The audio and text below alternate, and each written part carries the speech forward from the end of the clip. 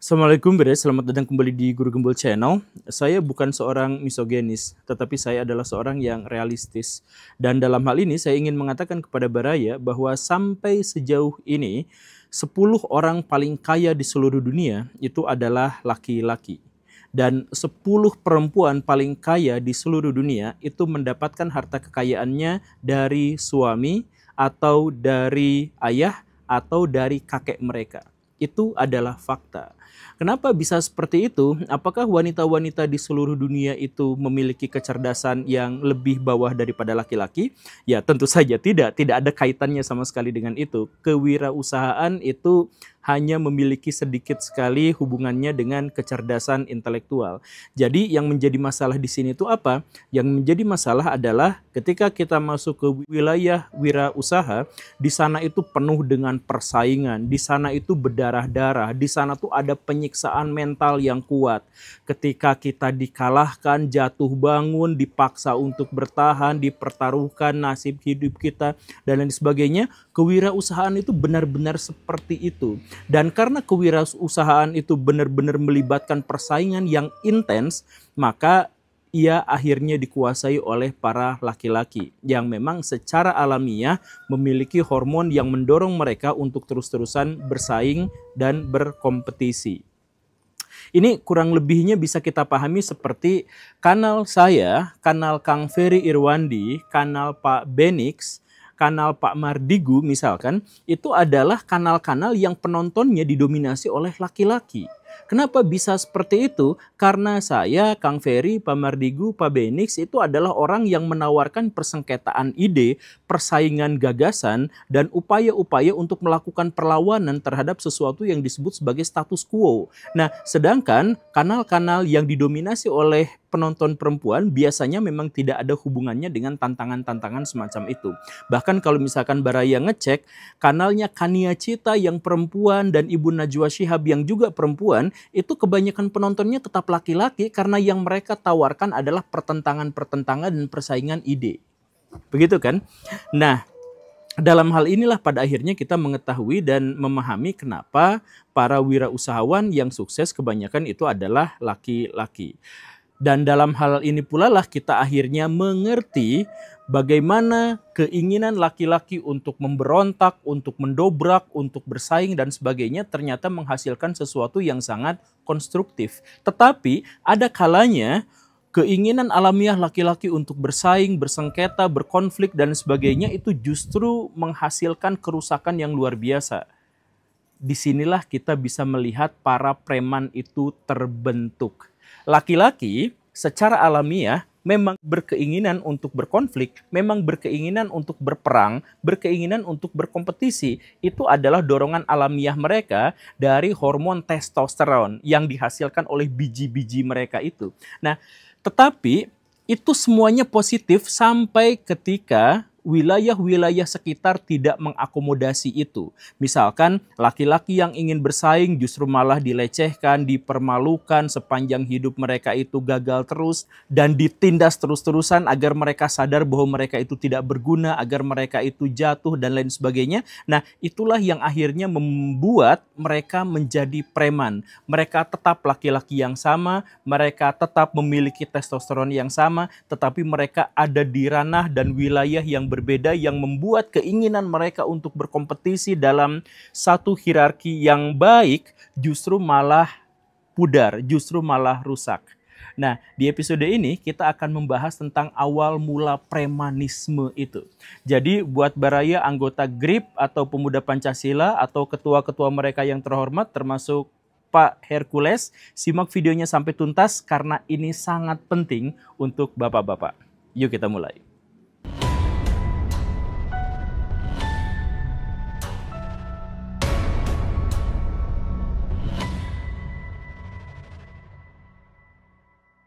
Di zaman yang sangat lampau, ketika bumi masih muda, muncullah sel organisme tunggal yang kita sebut secara sederhana namanya adalah bakteri. Sebut saja namanya bakteri. Bakteri itu bertahan hidup, tetapi karena tubuh mereka itu bagaimanapun akan aus dan informasi-informasi yang tertanam di dalamnya itu terancam karena keausan itu, maka mereka harus memiliki sebuah mekanisme untuk bisa mereplikasi diri.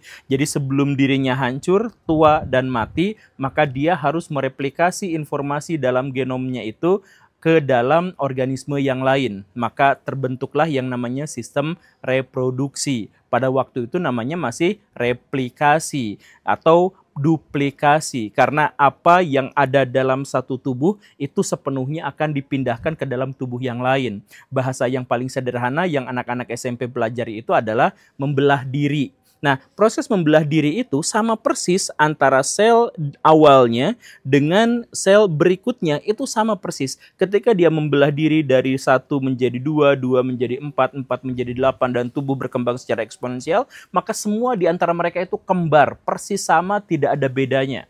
Dan mereka akhirnya berkembang terus sampai memenuhi bumi, dan akhirnya makanan mereka itu menyusut karena jumlah yang memakannya menjadi lebih banyak. Ketika makanan semakin lama semakin sedikit dan jumlah mereka justru semakin banyak, maka muncullah mekanisme baru. Apa itu?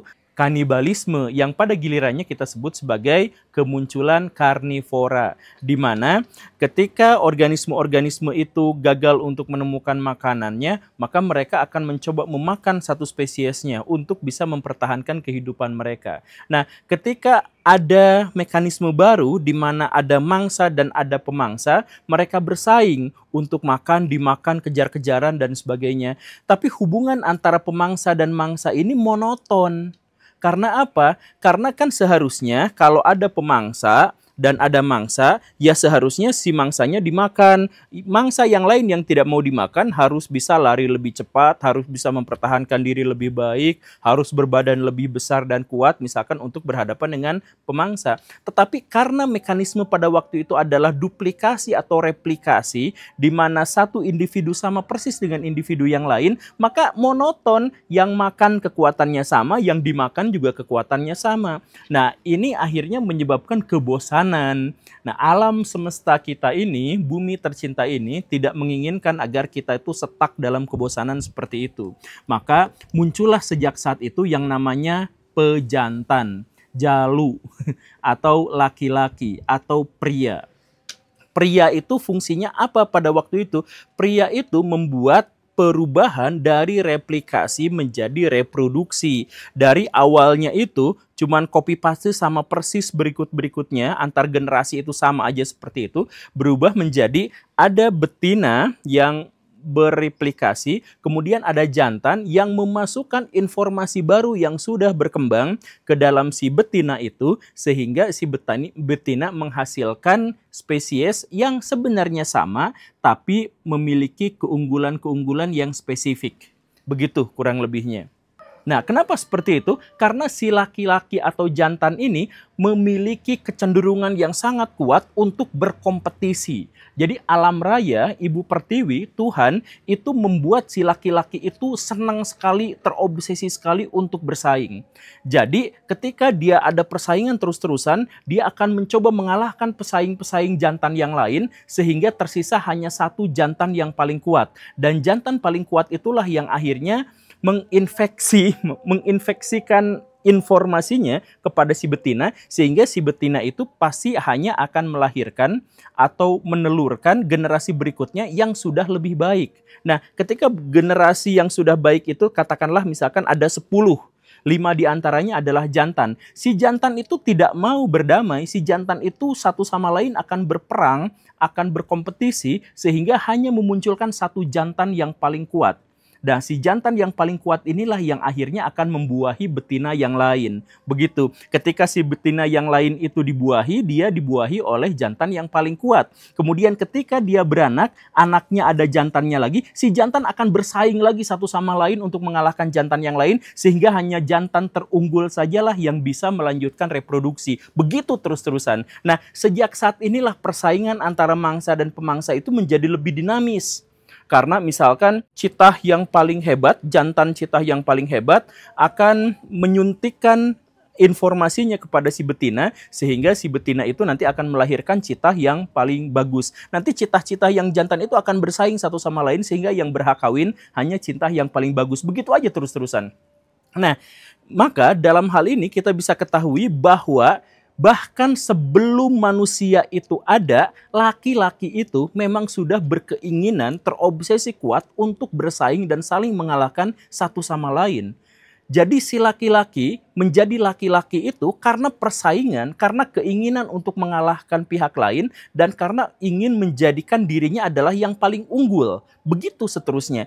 Ketika peradaban berkembang, manusia menjadi ada, kemudian manusia mulai berkompetisi dan sebagainya, kompetisi itu semuanya akan diinisiasi oleh laki-laki. Mereka akan rebutan tanah, mereka akan rebutan harta, mereka akan rebutan wilayah, mereka akan rebutan sumber daya, mereka kemudian menciptakan nasionalisme, patriotisme, yang semuanya itu dimulai dari pikiran-pikiran kelaki-lakian. Jadi kalau misalkan perempuan ditempatkan dalam satu wilayah, kemudian mereka terdiri dari begitu banyak perempuan, mereka akan berkompromi satu sama lain dan berbagi kepentingan mereka dan berbagi sumber daya yang mereka miliki. Tetapi kalau yang ada di situ adalah laki-laki, maka mereka akan berperang satu sama lain hanya untuk menegaskan bahwa sayalah yang menguasai semua sumber daya alam di sini, laki-laki yang lain boleh bertahan di sini tetapi hanya sebagai bawahan saya. Begitu kan? Nah, itulah yang terjadi. Makanya terjadi perang dunia, terjadi perang salib, terjadi perang 80 tahun. Semua perang-perang itu dimulai dari keinginan untuk menguasai dan dimulai dari keinginan untuk bersaing dari para pria itu. Begitu kan? Nah, sekarang kehidupan sudah lebih damai. Indonesia menjadi lebih baik, dunia menjadi lebih baik tanpa perang dan lain sebagainya. Apakah si laki-laki itu kehilangan rasa atau seleranya untuk berperang atau bersaing? Sama sekali tidak. Jadi mereka tetap ingin bersaing, mereka tetap ingin berperang, tetapi mereka mengalihkannya pada sesuatu yang lebih damai, yaitu tadi misalkan kewirausahaan. Mereka itu lebih terdorong untuk mendapatkan uang yang lebih banyak, sakit hati dan iri ketika dikalahkan sama pihak yang lain, atau mereka misalkan membuka persaingan itu di game, di pertandingan sepak bola, di pertandingan basket dan lain sebagainya. Itu semuanya laki-laki yang mendominasi itu. Bahkan kalau misalkan Barayan main gamenya laki-laki itu masih berurusan dengan bunuh-bunuhan, kompetisi balap mobil gitu ya, pokoknya mah yang paling unggul gitu ya, atau misalkan tembak-tembakan, membunuh sebanyak mungkin musuh dan lain sebagainya. Itu karena hasrat laki-laki untuk selalu mengalahkan pihak lain, untuk bersaing satu sama lain. Begitu. Nah, tapi ketika hasrat atau obsesi untuk bersaing itu diruntuhkan, dikalahkan sejak awal, maka itu akan menghasilkan sesuatu yang benar-benar berdampak buruk pada si laki-laki itu. Dan disitulah akhirnya muncul laki-laki preman. Jadi misalkan ada anak kecil, sejak kecil dia tuh ingin bersaing, bersengketa dengan orang lain. Tapi bisa aja diarahkan untuk menjadi konstruktif kan? Bisa diarahkan untuk berlomba-lomba di antara mereka itu untuk jadi ranking 1, itu bisa.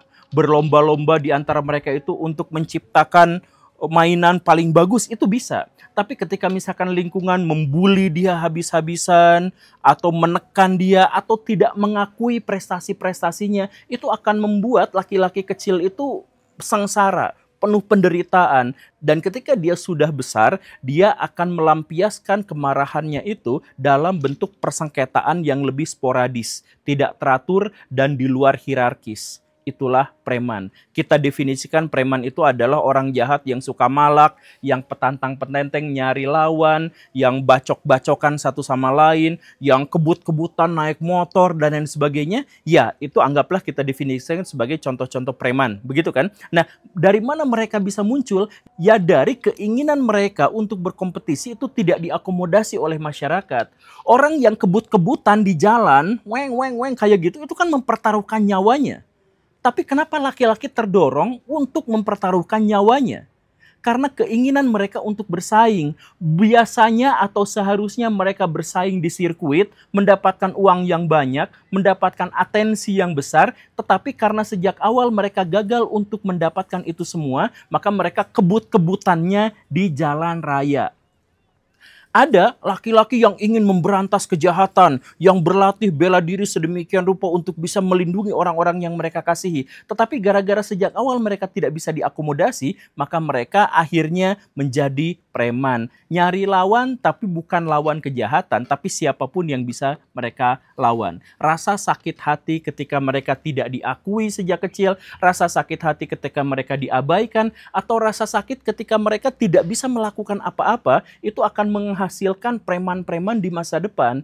Ini berbeda dengan, saya mohon maaf, berbeda dengan perempuan. Ketika perempuan menghadapi tekanan yang terus-terusan ketika dia kecil, besarnya dia nggak pede. Dia murung, pendiam, penakut. Tapi kalau misalkan laki-laki mendapatkan tekanan yang sama, maka dia justru akan menjadi frontal, sporadis, dan suka petantang, petenteng. Begitu kan? Jadi memahami preman adalah memahami seorang laki-laki bahwa dia bertindak sebagai laki-laki secara alamiah tetapi dia tidak diakomodasikan.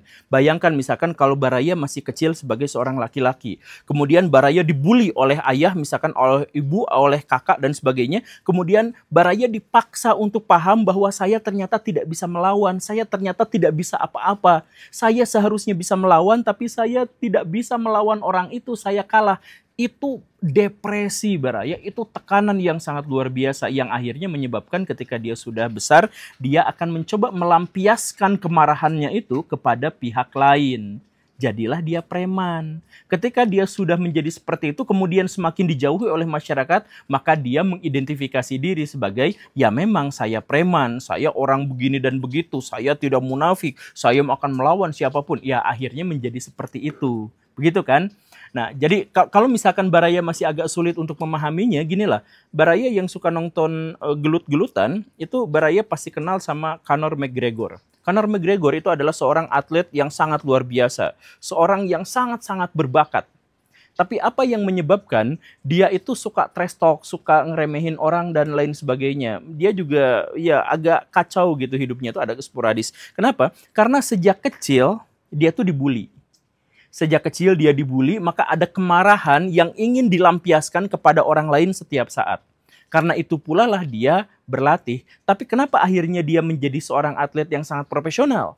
Karena dia diakomodasi oleh pasangannya, perempuan yang menerima dirinya apa adanya dan membuat dirinya itu merasa nyaman. Akhirnya apa? Dia tetap trash talk, tapi dia akhirnya bisa berprestasi. Begitu kan? Dan kemudian apa yang membuatnya akhirnya hancur seperti sekarang? Ya gara-gara ketika dia menempatkan bahwa pesaing utama saya, musuh utama saya adalah Khabib Nurmagomedov. Dan kemudian Khabib itu mengalahkan dirinya dengan cara yang memalukan, maka dia itu depresinya, ketertekanannya itu sangat luar biasa. Sampai-sampai mengurangi performanya di oktagon, kemudian membuat dirinya bikin kasus di mana-mana, begitu kan? Kemudian yang lebih buruknya lagi adalah ini udah menyangkut masalah mental. Jadi pas udah dikalahkan sama Khabib, dia pernah jadi orang baik dalam 2 pertandingan, ngelawan Cerrone sama Dustin Poirier yang kedua. Itu kan baik gitu, jadi orang baik karena dia pengen mengubah, tapi setelah itu jadi jahat lagi. Kenapa kok bisa berubah-ubah yang seperti itu? Ya karena dia tuh berusaha untuk menemukan bentuk seperti semula tapi gagal gara-gara depresi yang luar biasa, gara-gara tekanan yang luar biasa. Kenapa? Karena dia merasa dikalahkan. Ketika seorang laki-laki merasa dikalahkan, itu akan menyebabkan dirinya kacau, dirinya rusak. Persaingan itu adalah obsesi dirinya dan itu ada secara internal. Dan itu muncul gara-gara testosteron. Testosteron laki-laki itu, laki-laki paling ngondek itu masih 10 kali lipat lebih banyak testosteronnya daripada perempuan paling kekar. Dan itulah yang membuat keinginan hasrat mereka untuk bersaing itu benar-benar kuat. Dan ketika itu dikalahkan, dia akan menjadi sangat sporadis dan menyerang siapapun, termasuk juga orang-orang sipil yang tidak berdaya. Itulah preman. Jadi Bapak-Bapak Grip, Pak Hercules, kemudian ya teman-teman pemuda Pancasila dan sebagainya, kan selama ini Bapak-Bapak itu ingin menjadi bagian dari masyarakat. Makanya namanya ormas, organisasi masyarakat. Ingin membantu masyarakat, ingin berkontribusi pada masyarakat, ingin membela masyarakat. Nah, maka silahkan lawan preman-preman yang ada di Indonesia. Tapi untuk melawan preman-preman itu, pahami bahwa para preman itu secara alamiah memang seharusnya seperti itu. Yang membuat mereka gagal itu adalah ketika mereka tidak diakomodasi. Jadi Bapak-Bapak Ormas, selamat berjuang. Saya dukung untuk membaikkan Indonesia, untuk membereskan Indonesia. Lawan premanisme di seluruh Indonesia, kami dukung semuanya Bapak-Bapak. Terima kasih karena sudah menyimak.